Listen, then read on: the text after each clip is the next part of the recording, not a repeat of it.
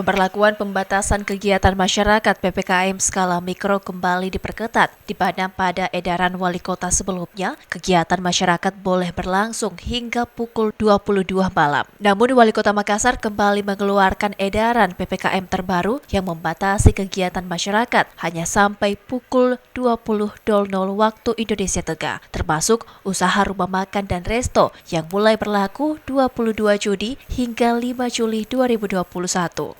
Wali Kota Makassar mengatakan dengan adanya pengetatan PPKM di edaran baru, para pengusaha tidak perlu panik karena pelayanan boleh dibatasi hingga pukul 8. Namun untuk pemesanan take away boleh dilakukan 24 jam. Hal ini merupakan upaya pemerintah Kota Makassar untuk mengurangi kerumunan, khususnya pada malam hari. PPKM sudah berlaku, perintah dari negara. Walaupun bagi kami ada beberapa ukuran-ukuran. Nah, tapi saya melihat PPKM ini luar biasa.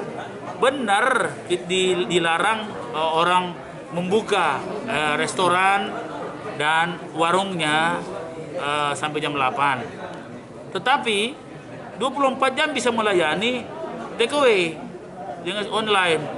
Jadi prinsipnya adalah ini kan persoalan manajemen saja. Saya berharap teman-teman pengusaha tidak usah panik karena pemerintah sangat bijak soal ini. Nah, maka dengan itu kewajiban kita menurunkan terus COVID sehingga ya kalau perlu bukan hanya buka toko, kalau perlu seperti tempat-tempat lain buka masker misalnya. Ya.